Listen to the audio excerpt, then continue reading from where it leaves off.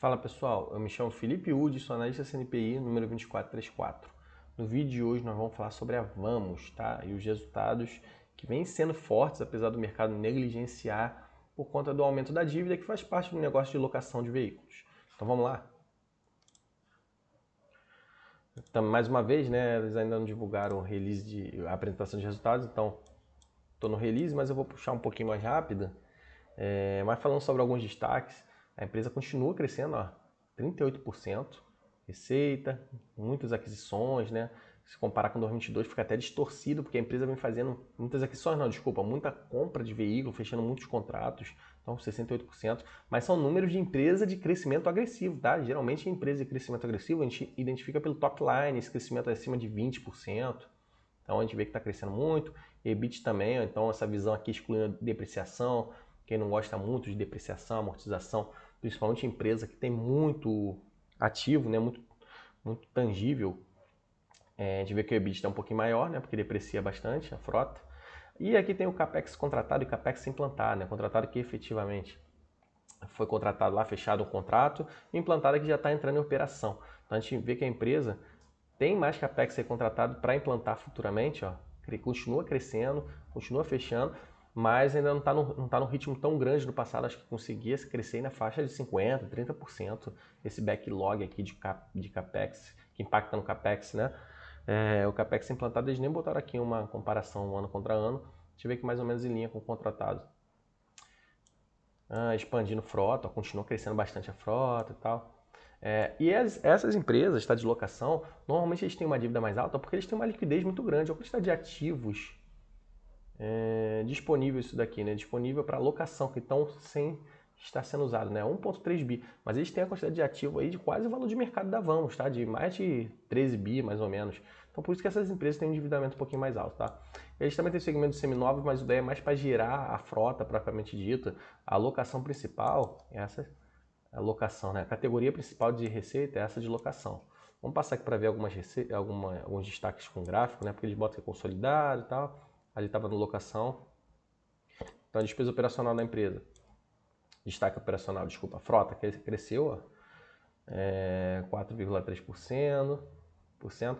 Eles também vêm investindo em algumas outras máquinas, equipamentos e tal, apesar do grosso ser ainda frota de caminhões. Então, frota basicamente toda locada, está reduzindo inclusive esse spread aqui entre frota total e o que está livre, o que está locado, continua crescendo. 42 mil ativos locados, a um uso de 91%, está usando cada vez mais. É até curioso que mesmo com uma piora aí no ambiente do agronegócio, que é por onde ela tem uma demanda forte, ela continua crescendo, tá? Estão falando aqui dos ativos disponíveis, ó, reduziu bastante em relação a dezembro de 2022, então a empresa vem conseguindo implantar ativos, o CAPEX contratado crescendo, continua crescendo. É muito interessante, tá? Que o volume de backlog. Aí eles até botam aqui, isso aqui é uma métrica interessante, quer dizer, o yield médio, que seria o retorno, né? Taxa interna de retorno, 2,5% nos novos contratos. Então eles estão tendo contratos mais rentáveis, tá? Ó, eles estão com uma TIR dos contratos 11 pontos percentuais. 11 pontos percentuais. Então, se eles têm uma dívida aí com custo de 7%, eles ganham um spread aqui de 4%, tá? Eu acho que eles têm um gráfico mais a seguir que eles devem falar desse spread entre o custo da dívida e a TIR média. Então, eles estão aumentando a rentabilidade dos novos contratos, isso é muito positivo, porque quando cair a taxa de juros, o spread aumenta ainda mais, tá? Se eles estão conseguindo um retorno maior. Evolução do imobilizado, isso aqui que eu tinha falado, ó. A quantidade de imobilizado, de ativo, quase 13 bi de imobilizado.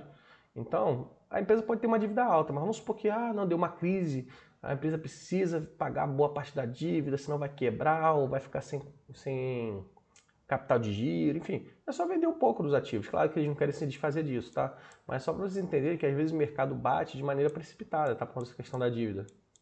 E ela tende a crescer com a queda de juros, tá? Aqui falando demonstração sobre imobilizado. Algum destaque financeiro, a gente já viu um pouquinho, né? A gente vê que o grosso é locação, mas tem essa questão aqui de venda de ativos, que é a venda aí dos caminhões, das máquinas, né? Para fazer um giro, mais um giro. 2022 fica muito ultrapassado, tá? Comparar aí ano contra ano, porque a empresa está crescendo num ritmo acelerado. Agora, em 2023, ao longo de 2023, a gente viu uma aceleração um pouquinho menor, tá? A gente viu ali agora o ritmo de crescimento de 9% e tal. Aqui, receita de serviços, eles também começaram a entrar nesse, como é que eu vou dizer? Nessa seara de fornecer serviços também, de manutenção, revisão dos seus veículos, suas marcas. Isso é muito interessante, tá? A gente vê que ainda o grosso é sem manutenção, mas está ampliando muito com manutenção e isso pode dar uma estabilidade ainda maior, uma receita recorrente para a Vamos. Aqui é a venda de ativos, a gente vê que tem um custo alto, né? E o lucrozinho fica bem inferior. Por isso que eu falei, né? O grosso da empresa, o core da empresa não é aqui venda de ativos, assim como Localiza, Movida, né? Que tem um giro maior, porque são veículos que têm uma durabilidade menor do que um caminhão, né? Um caminhão tem uma vida útil muito maior do que um veículo doméstico. Mas a gente vê que aqui que é bem menorzinho, tem um custo grande também, tem a depreciação e tal. Então, o que a empresa quer fazer? Ela quer sair meio que no 0 a 0 entre a venda do ativo para comprar outro ativo, tá? Não quer sair no prejuízo. Se puder dar um lucro maior, a gente vê até que deu uma rentabilidade maior aqui na margem bruta.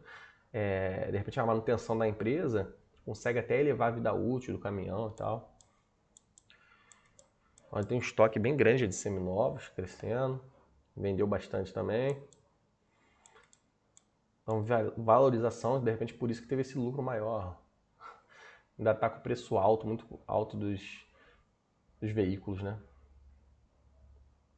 Comprou num preço inferior e agora está muito alto. A EBITDA subiu bastante, olha como essa margem é alta também. Mas não é porque a empresa é excelente porque tem margem alta, tá? Essas empresas de locação a gente tem que saber acompanhar a questão do CAPEX. O CAPEX a gente não vê aqui na DRE, a gente vê na DFC. Então por isso que a margem é muito grande, porque a empresa tem um gasto do ponto de vista do CAPEX, que entra na DFC, demonstração de fluxo de caixa. Não cabe a nós ficar julgando, tá certo ou tá errado. Isso daí a norma contábil foi feita dessa forma, tá?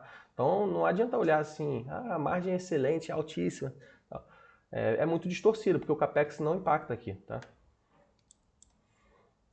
Aqui falando das concessionárias, a empresa tem algumas concessionárias parceiras e tal, para vender. Aqui falando do segmento. Eu vou passar um pouquinho mais rápido, porque isso aqui não é o grosso. Evolução da receita. O que é isso aqui? Isso aqui é por mês, tá? Então não adianta olhar aqui também, tá muito ruim e tal. Não, porque aqui é o mês de janeiro, mas fevereiro de 2024. Teve impacto aqui do agro, né, que eles estão mencionando, ó, segundo, terceiro e quarto tri. Então, teve uma queda aqui na receita. Esse daqui que segmento é esse? Esse daqui é consolidado? Esse daqui é concessionária, né? Então aqui, ó, efeito agro afetou as concessionárias, não afetou muito o segmento de locação. E o segmento de concessionária não é tão impactante para a empresa, né? A locação que é o core. Mas a tendência é recuperar já, ó, janeiro, fevereiro de 2024, a superar, inclusive, ó. Não, o EBITDA, a gente vê como o EBITDA é muito menor do que o segmento de locação, ó. Basicamente nulo. Claro que teve esse impacto aí do agro, 366 milhões, claro que ia agregar. Mas, frente à receita total da empresa, EBITDA é 366 milhões. Depois a gente deve ter o consolidado de novo. Ó. Guarda esse número aqui, 366 milhões. Depois a gente olha o consolidado para ver qual é a geração de caixa total da empresa e quanto que a parte concessionária representa. Quarto tri veio até negativo, contra esse efeito aí do agro.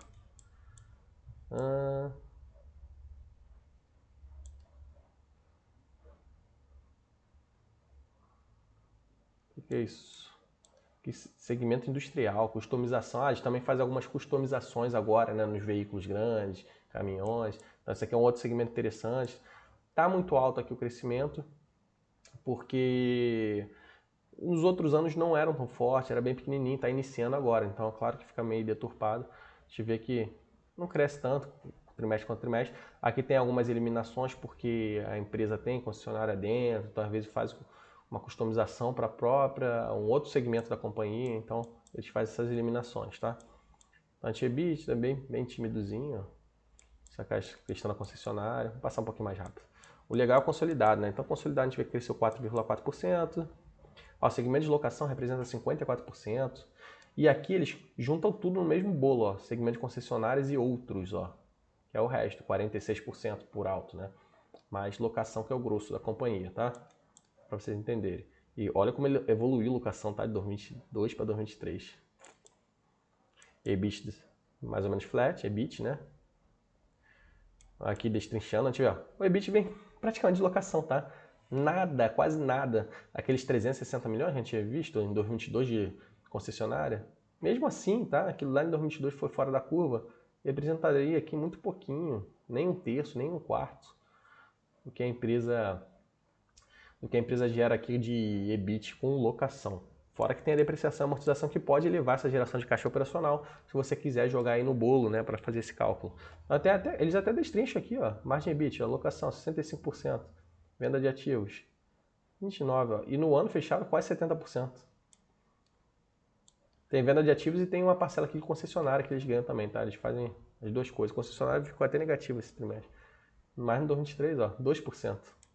E o industrial, sim, ó, tem um potencial grande, apesar de ter caído bastante, tá? Patri, deve ser por conta dessa questão aí do agro, que deve ter impactado também. Então, a EBITDA saltou, a margem muito elevada, mas é o que eu falei, tem a questão do CAPEX que não entra aqui.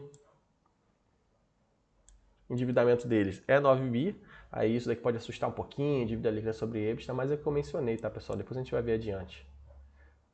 Ó, eles têm um caixa grande também, ó, 1,6 para curto prazo, consegue custear o curto prazo. Eles também botam uma visão aqui, EBITDA sobre despesa financeira líquida. A gente vê até que está caindo, mas está um pouquinho acima do Covenant, tá? Está um pouquinho acima do Covenant. Deve ter algum acordo, porque quando a dívida, como algum indicador desse, dívida líquida sobre EBITDA sobre despesa financeira, fica acima do Covenant, aqui o dívida líquida sobre EBITDA está abaixo, tá? O credor pode exigir o pagamento da dívida. Mas como a empresa que está abaixo de dívida líquida sobre EBITDA com sobras, está 3,3 e o máximo é 3,75, deve ter tido algum acordo aqui para não precisar acionar a cláusula de Covenant, tá? E eles já estão até destrinchando aqui, ó, com asteriscozinho, essa questão da dívida. É porque eles fizeram algumas aquisições, ó, da Tietê Veículos, DHL e Valtra, e às vezes tem uma dívida alta nessas empresas, a dívida das empresas adquiridas. Por isso deve ter algum acordo. Aqui, destrinchando a dívida, que é de longo prazo e tal. Aqui que é o custo da dívida pós-imposto, né? Então, esse que é o spread que eu falei. Se eles estão com um contrato lá, conseguindo contratos e está no consolidado 11%, né? Aqui em cima, 11%, eles estão tendo spread pequeno, tá? Estão tendo spread aí de por volta de 1,6%. É um ganho pequeno, tá? A empresa está tendo aqui por trimestre, 1,6% por trimestre. Por ano, 6,4%, se me falha a memória. Mas com a queda da Selic, esse custo da dívida tende a cair aí por volta de 7%, 8%, vamos botar aí. Então eles vão ter um ganho de spread por trimestre aí de 4%. Aí sim já começa a ficar muito vantajoso, porque eles teriam aí um ganho por ano de 16%, né, de uma taxa interna de retorno. Agora hoje, realmente, né, essa TIR frente ao custo da dívida não está tão alta, tá? Aqui mais uma vez falando da dívida e tal, nada que a gente não viu. Resultado financeiro, puxa um pouquinho, né? Resultado financeiro para baixo. Não é interessante a gente acompanhar essas empresas pelo lucro líquido, porque elas são muito endividadas, então impacta bastante, tá? A não ser quando a Selic estiver num patamar mais estável, aí a gente vai conseguir ver uma visão mais real. Mas o resultado financeiro fica bem puxado, ó, no ano, 1,5 bi. Olha como subiu frente ao 2022, tá? O lucro líquido deles caíram por conta desse resultado financeiro, mas a gente viu que o EBITDA está crescendo, o EBIT está crescendo, então resultado bom da Vamos, ok, resultado ok, vamos dizer assim. Ó, o lucro subiu, depois caiu por conta da alta da Selic.